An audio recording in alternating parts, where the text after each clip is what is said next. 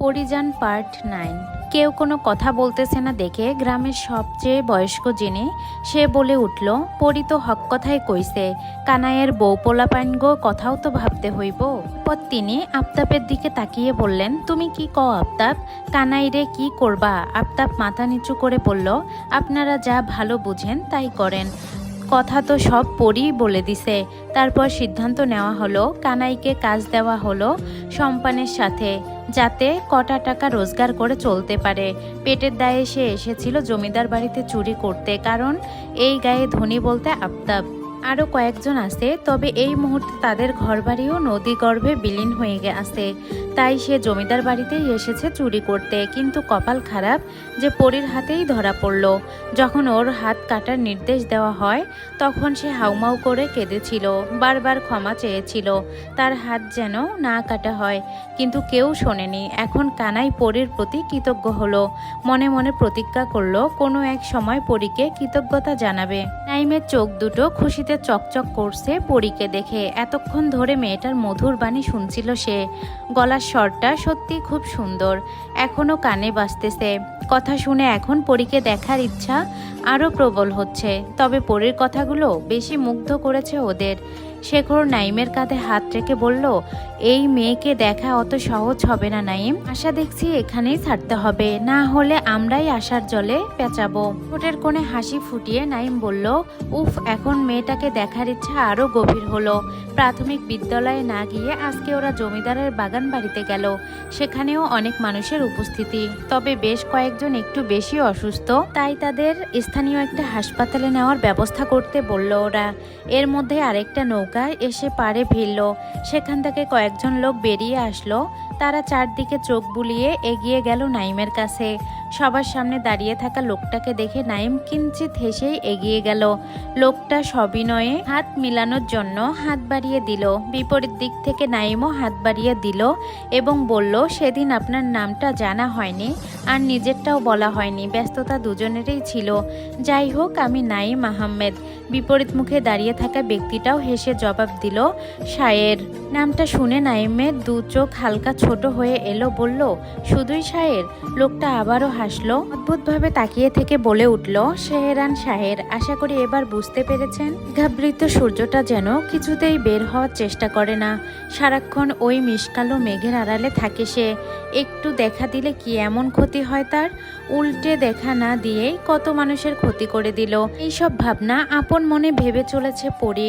জানালার ধারে জলচৌকি পেতে বাইরের দৃশ্য আপন মনে দেখছে পরী। হাতের উপর হাত রেখে তার উপর মাথা দিয়ে চিরচিত্তে দেখে যাচ্ছে আজকের মেঘমালা। এই গোমরা মেঘের উপর একরাশ ঘৃণা এসে জন্মায় পরীর। তখনই মনে পড়ল সোনালির বলা কথাগুলো। সত্যি কি পরী সবাইকে শুধু ঘৃণা করে, ভালোবাসে না কাউকে? তাহলে আজকে কেন কানাইকে বাঁচালো সে? সেটা কি ভালোবাসা নয়? তাহলে কি সেটা? মায়া? হ্যাঁ, মায়াই হবে হয়তো। সোনালি এত কঠোর বলে গেল কেন পরীকে? সোনালি যখন চলে যায় তখন পরীর বয়স তো মাত্র 7 ছিল। অতটুকু বয়সে পরীর মধ্যে কি এমন দেখেছিল সোনালি? সব প্রশ্নের উত্তর ওই খাতায় পাবে সে। কিন্তু এখন আর পড়তে ইচ্ছে করছে না পরীর। কানাইয়ের জন্য খুব খারাপ লাগছে। যদিও কানাইকে সাজা দেওয়া হয়নি, তবুও ভালো লাগছে না পরীর। বারবার সোনালির কথাই মাথায় আসছে। আফতাবের বড় মেয়ে সোনালি। যেদিন সোনালির জন্ম হয় সেদিন পুরো জমিদার বাড়ি খুশিতে মেতে উঠেছিল। সোনার চামচ মুখে নিয়ে জন্মাইছে সোনাকন্যা। দেখতে যেমন সুন্দরী তেমনই গায়ের গরম, তাই এই সোনাকন্যার নাম রাখা হয় সোনালি। প্রথম মেয়ে বলেই সবাই আহ্লাদি করে রাখত সোনালিকে। বাড়ির বড় মেয়ে বলে কোনো শখ অপূর্ণ রাখেনি সোনালির। সব সময় সবার কোলে কোলেই থাকতো। বড় হওয়ার পর সবার প্রিয় পাত্রী হয়ে ওঠে সোনালি। পদ্ম আঁখি, প্রিয়ম্বদা, প্রাণচঞ্চল যেন এই মেয়েটিকেই বলা যায়। সব সময় হাসি খুশি আর সবার সাথে সুন্দর ব্যবহার করত সে। গ্রামেই একটা স্কুলে পড়তো। সব শিক্ষকদের পছন্দের তালিকায় সোনালি সব সময়ের জন্য জায়গা করে নেয়। কিন্তু এই চঞ্চল মেয়েটার মুখে গাম্ভীর্য এনে দেয় সময়। সে যেন সোনালির এই খুশিকে মানতেই পারেনি। হিংসার তাড়নায় সে মেয়েটির মুখ থেকে হাসি কেড়ে নিল। সোনালির 5 বছর বয়সে মালা জন্ম দেন রূপালীর। তখন থেকেই জমিদার বাড়িতে কেমন গোমট ভাব নেমে আসে। সবাই ভেবেছিল ছেলে হবে, কিন্তু মালা মেয়ের জন্ম দিয়েছেন। আরেফজান এতে ক্ষুব্ধ হলেন, সাথে আফতাবও। একটা পুত্র সন্তানের জন্য শেষ করে দিলেন মালার প্রতি তার ভালোবাসা। মায়ের প্রতি অবহেলা দেখে সোনালীর কোমল হৃদয় কেঁদে উঠল। বাবাকে আস্তে আস্তে ঘৃণা করতে শুরু করলো, তবে সেই ঘৃণা কখনোই আফতাবের সামনে প্রকাশ করতো না সে। নীরবে নিভৃতে চোখের পানি ফেলতো, ভাবতো নিজের অভিশাপ দিতে পারেনি তো কি হয়েছে, ওর চোখের পানি তো অভিশাপ হয়ে দাঁড়াতেই পারে। পরীর জন্ম যেন সবার কাল হয়ে দাঁড়ায়। যেখানে একটা ছেলের জন্ম দিতে পারেনি মালা, সেখানে রূপবতী মেয়ের জন্ম দিয়ে কি হবে। রূপ যেন অভিশাপ এনে দিয়েছে মালা ও তার মেয়েদের জীবনে। মেঘের গর্জনে পরীর ধ্যান ভেঙে দেয়। ঝড়ো হাওয়া বইছে বাইরে, বাতাসে মেঝেতে লুটানো ঘাগরাটা দুলছে, সামনে কোকড়ানো চুলগুলো বাতাসের সাথে মেথে উঠেছে যেন। শীত লাগছে পরীর, জ্বরটা এখনো কমেনি, তবে এই জ্বর কখনোই কাবু করতে পারেনি পরীকে। আজকেও তার ব্যতিক্রম হলো না। তবে জলচৌকি থেকে উঠে দাঁড়িয়ে সে ঘরের সব জানালা বন্ধ করতে লাগলো। হঠাৎই তার একটা কথা মনে পড়ল। মালা বলেছিলেন সোনালী নাকি শহরে চলে গেছে, সেখানেই রাখালের সঙ্গে থাকে সে। আর ওই মেয়ে ডাক্তারগুলোও তো শহর থেকেই এসেছে, যদি ওর সোনালীর কোনো খোঁজ দিতে পারে। এই সব ভেবে দ্রুত জানালা বন্ধ করে ঘর থেকে বের হয়ে গেল পরী। এক প্রকার ছুটেই চলে এলো মেহমানদের ঘরের দরজায়, কিন্তু ভিতরে যেতে ওর শরীর কাঁপছে। জ্বরে নয়, একটু অস্বস্তি লাগছে ওর। যদি ওরা সোনালীর খবর দিতে না পারে। পরী আস্তে করে দরজায় হাত রাখতেই ঝনাত করে দরজা খুলে গেল। দরজা খোলার শব্দে পলক পিছনে ঘুরে তাকিয়ে পরীকে দেখে অনেক অবাক হলো। রুমি আর মিষ্টি ঘুমাচ্ছে, পলকও ঘুমানোর প্রস্তুতি নিতে যাচ্ছিল। বাগান বাড়ি থেকে ওরা তাড়াতাড়ি চলে এসেছে, কারণ আকাশের অবস্থা ভালো না, ঝড় হওয়ার সম্ভাবনা আছে, তাই ওরা তাড়াতাড়ি চলে এসেছে।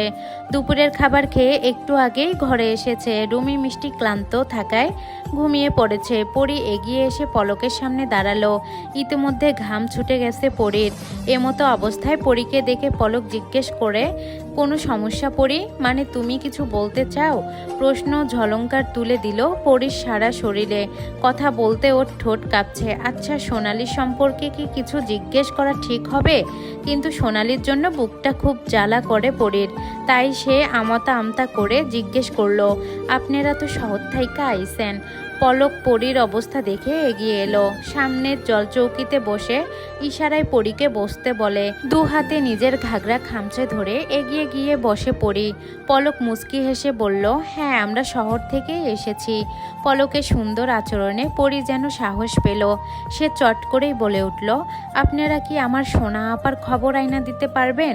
কথাটা পলক বুঝল না, তাই পরীর প্রশ্নের বিপরীতে সে প্রশ্ন করল, সোনা আপাকে চিনলাম না, সব গুছিয়ে বলো, তাহলে বুঝতে পারবো। আমার বড় আপা, সোনা আপা শহরে থাকে, আর আপনারাও তো শহরে থাইকা আইছেন।